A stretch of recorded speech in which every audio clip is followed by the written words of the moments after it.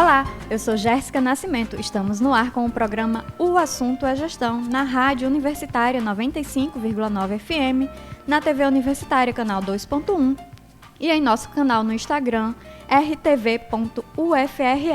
No Assunto é Gestão de hoje, vamos falar sobre as ações de assistência estudantil para os alunos da Universidade Federal de Roraima. Nosso convidado é o pró-reitor de Assuntos Estudantis e Extensão, Gilson de Souza Costa. Professor Gilson, seja bem-vindo ao nosso estúdio. Obrigado, Jéssica. Bom dia aos colegas aqui da Rádio e TV Universitária, bom dia aos ouvintes. Professor, para iniciar nossa conversa, a Pró-Reitoria de Assuntos Estudantis e Extensão está com inscrições abertas para a primeira chamada de adesão ao cadastro único.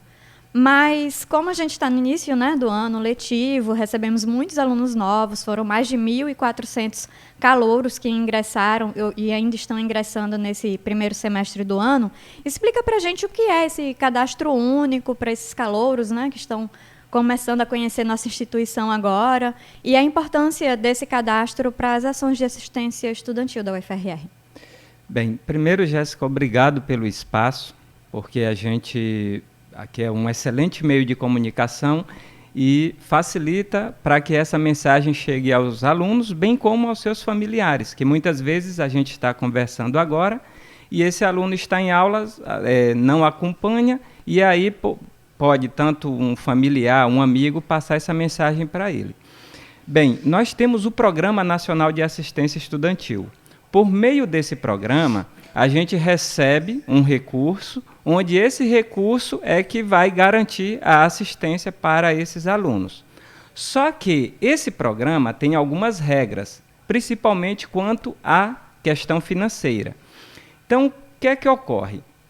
A gente precisa assistir ao aluno que esteja em situação de vulnerabilidade socioeconômica.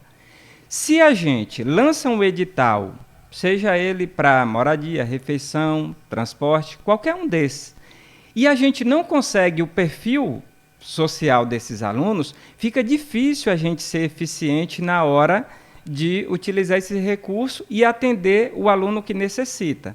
Então, esse cadastro único, ele vem com esse objetivo de a PRAE, ela consegue identificar quais são esses alunos. Então, a gente identifica, a gente faz um ranking, e na hora que a gente vai tomar a decisão quanto às políticas, quanto à quantidade de vagas para cada edital, a gente consegue ser mais eficiente e, o mais importante, a gente consegue atender aquele aluno que de fato necessita. Então, esse edital do Cadastro Único, a ideia, e quando eu falo cadastro único, é da universidade, da UFRR, porque nós temos o cadastro único também do governo. Então, o objetivo principal é de ver quais são esses alunos, onde é que ele está, para na hora que a gente pensar em lançar esses editais, a gente ser rápido quanto ao retorno, ou seja, o aluno se inscreve, se ele está no cadastro único, a gente simplesmente verifica, está no cadastro único, está matriculado, ou seja, essas informações básicas, e a resposta é meio que imediata quanto ao retorno aí de quem está aprovado ou não, e a gente foca nos auxílios que a gente sabe que os alunos estão precisando. Então, o cadastro único, de forma geral, é esse: conhecer o nosso público-alvo, porque fazendo isso, a gente consegue, na hora que for pensar nos editais, quais serem lançados, a quantidade de vagas, aí a gente tem um parâmetro. Se a gente não tem esse cadastro único, aí a gente não sabe como fazer essa distribuição. E até quando vai a adesão desse cadastro que está aberto agora, que é a primeira chamada de 2023? Pois é, as inscrições elas vão agora do dia 24 ao dia 31. E aí a gente está pensando em algumas ações para trazer para que esses alunos façam essas inscrições, que eles não percam esse prazo. Então, novamente, a próxima semana, que vai do dia 24 ao dia 31, que os alunos que não estão inscritos no cadastro único, que eles façam essa inscrição. Inclusive, eu até aproveito o espaço também para agradecer ao Diretório Central aí dos Acadêmicos, por meio da presidente, a Letícia, que ela nos procurou para ver a possibilidade de um espaço para ajudar esses alunos a fazerem a inscrição. Então, a gente ainda não tem esse espaço, mas a gente vai conseguir, sem dúvida. E aí, isso facilita porque o aluno, ele vai na hora que ele fizer a sua inscrição, ele vai para um local onde ele vai ter orientações. Então, em breve, a gente vai ter, isso vai ser divulgado aí no site da UFRR, bem como no canal aí lá do DCE. É muito importante essa parceria com o DCE, porque os alunos também estão para se ajudarem, né? Professor, quais são os programas e bolsas que os alunos e alunas da UFRR podem receber depois que eles aderirem ao Cadastro Único? Pois é, em relação a bolsas, hoje nós temos o Proacadêmico, que esse Proacadêmico, esse edital é lançado pela PRAE, e aí o aluno ele pode atuar tanto na área administrativa e hoje ele pode também, com esse Proacadêmico, receber uma bolsa para atuar tanto no ensino, como na pesquisa, como na extensão.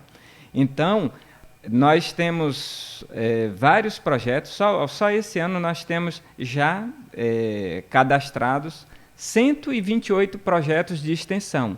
Então, futuramente, se algum aluno for participar de algum desses projetos, a gente está avaliando a possibilidade de, por meio dessa bolsa proacadêmica, que ele possa ser assistido também. Então, nós temos essa bolsa, que é o Proacadêmico, e temos vários auxílios, sendo os principais o transporte, o vale-refeição, o alimentação, lembrando que a diferença é que esse vale-refeição, o aluno recebe hoje um valor de 250 para almoçar os finais de semana e feriado. E o refeição é o que dá condições da isenção total para ir almoçar e jantar no restaurante. No restaurante universitário da UFRR. No restaurante, exatamente.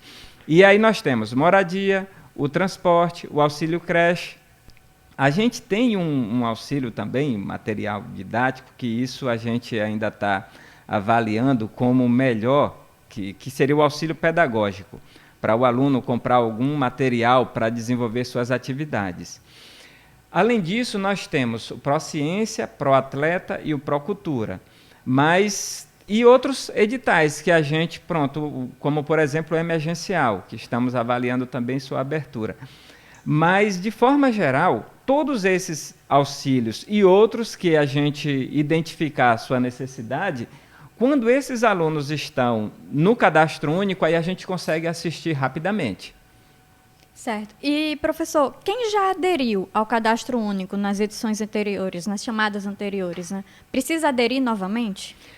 Esse edital de Cadastro Único, ele tem a validade de 2 anos. Inclusive, a gente vem até avaliando o porquê não prorrogar e deixar por 4 anos. Porque quando a gente faz isso, se porventura, durante esse período, o aluno mudar a sua realidade financeira, ele comunica a gente e aí a gente avalia se ele fica ou não no Cadastro Único.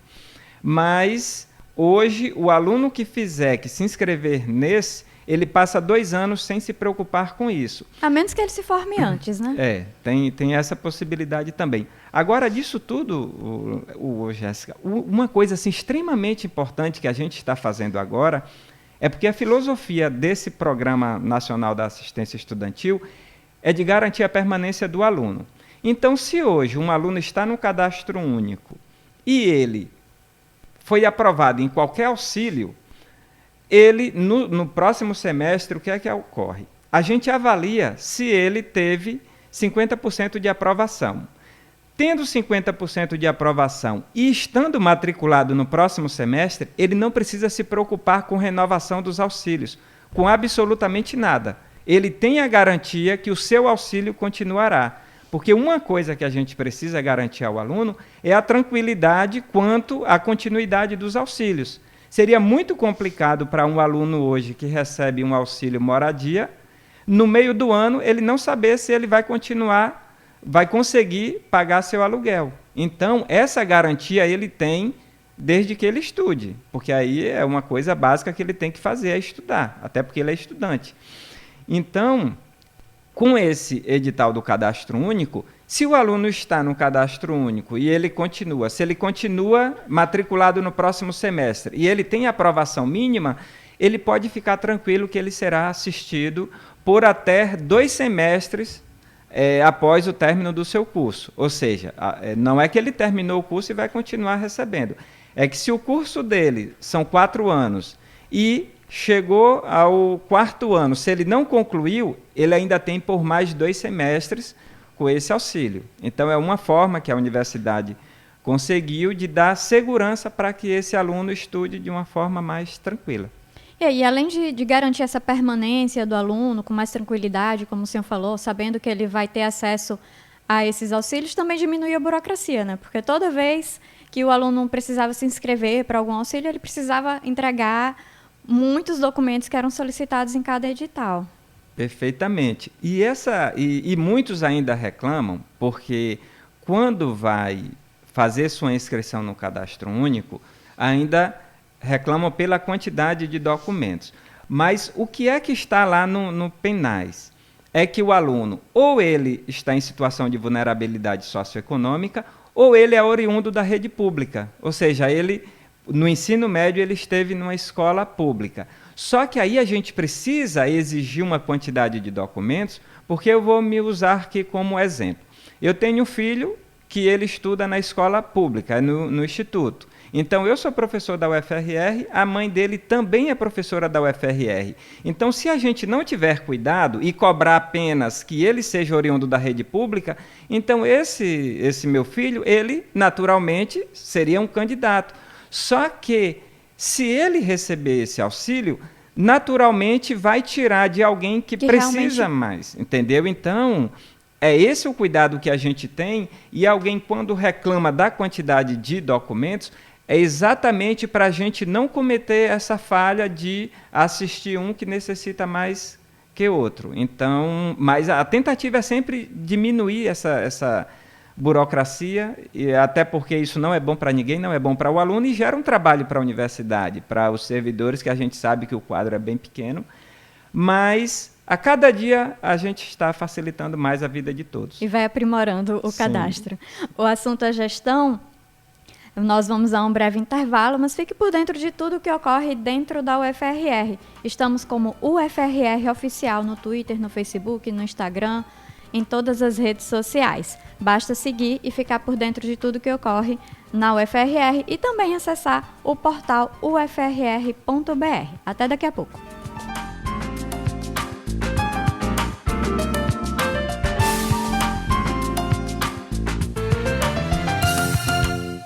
Rádio Universitária, a Universidade Federal de Roraima, junto com você.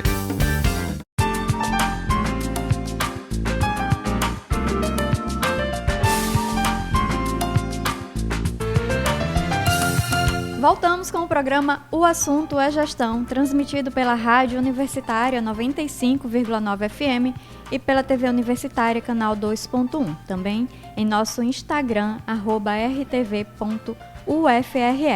Também estamos no aplicativo Rádiosnet.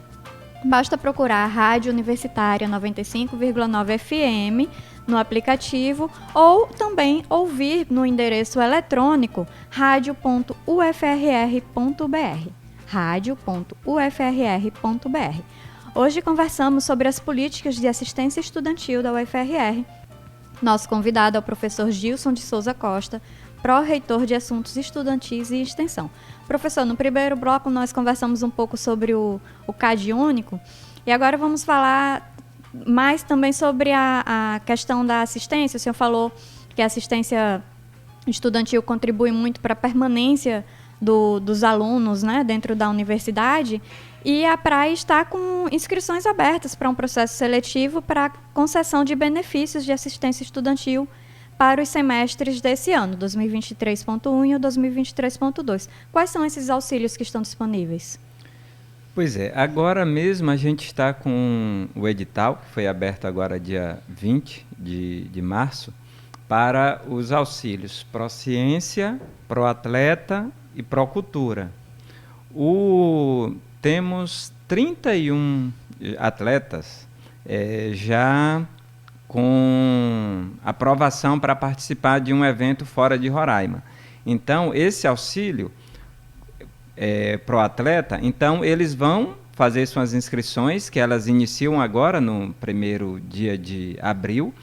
Inclusive, esse edital será de fluxo contínuo, ou seja, todo mês, se um aluno ele foi aceito, um trabalho seu foi aceito em outro local, fora de Boa Vista. Quando eu falo fora de Boa Vista, no sentido que tanto pode ser no interior aqui de Roraima, como no Amazonas ou fora aqui de Roraima e de Manaus. Porque para Roraima, a gente tem um valor que vai até 400, se for a Manaus, na média aí de 1.200 a 1.600, e fora desses lugares, de 2.000. Então, esses atletas que já foram aprovados, já estão classificados, então agora, certamente, no dia 1º, eles farão suas inscrições e nada mais justo do que ter esse auxílio, já que eles irão representar a universidade. E quando o aluno também, tanto de um evento cultural, quanto dessa questão da ciência, de você ir apresentar um trabalho, em qualquer uma dessas formas, ele estará representando a universidade. Então, ele vai ter essa ajuda de custo. Então, o senhor falou que o edital foi lançado essa semana, mas as inscrições ainda vão abrir, né? Sim, ele foi lançado até para que o aluno tenha segurança de que ele pode continuar trabalhando, e aí as inscrições elas serão abertas no primeiro dia útil de cada mês. Então, agora... Ou seja, ele é contínuo, todo mês ele abre as inscrições novamente. Porque quando uma pessoa tem um trabalho aprovado para um evento, geralmente isso acontece com uma antecedência aí relativamente grande. Então, o aluno ele manda o trabalho, sendo aceito, aí ele se inscreve e consegue com que o dinheiro chegue a tempo para que ele faça a sua viagem. Muito importante. Esses valores do Auxílio Prociência, como eles devem ser usados? O senhor deu o exemplo da inscrição do Congresso, mas tem outras formas que eles podem ser usados. Sim. Ela, no primeiro momento, o que o aluno precisa é garantir, ou seja, ele precisa comprovar que ele fez a viagem. Então, se ele está dizendo que foi apresentar um trabalho numa outra universidade, por exemplo, então, naturalmente, ele vai ter um documento de participação. Então, esse documento... Exatamente. Aí ele apresenta para a gente esse documento, se ele for participar de jogos universitários, por exemplo. Então, lá tem a súmula, tem vários instrumentos que garantem a participação dele. Qualquer um desse, aí ele apresenta e ele utiliza esse recurso da forma como ele achar interessante, porque aí a gente está liberando o recurso para ele fazer a viagem. E aí a gente entende que ele vai ou comprar passagem, ou pagar hospedagem, alimentação, tem vários meios. Deslocamento no próprio local do evento. Pois né? Exatamente. Então aí a gente não fica cobrando se ele comprou a passagem. Será que ele realmente comprou? Não, se alguém deu essa passagem, então a gente não vai se preocupar com isso, porque a gente acha, e está muito claro, principalmente agora que as passagens, que está tudo caro, na verdade, então que é um auxílio para ajudá-lo. E aí a gente só quer a participação dele no evento. Ele precisa comprovar que participou. Sim. Professor, no total, quantos alunos são atendidos pelos auxílios da UFRR atualmente, em média? Olha, em média, a gente tem aí... Agora mesmo, nessa último edital, nós tivemos 2.500 inscritos. Então, a gente está na faixa de 2.000. Essa é a quantidade de alunos que a gente consegue assistir entre todos os auxílios. Então, fica nesse universo. É um percentual bastante amplo, né, Sim. para o tamanho da nossa instituição. Professor, para finalizar a nossa entrevista, na próxima semana vai ser realizado um evento cultural, né, um evento que abre o ano cultural da UFRR. Como vai ser essa programação?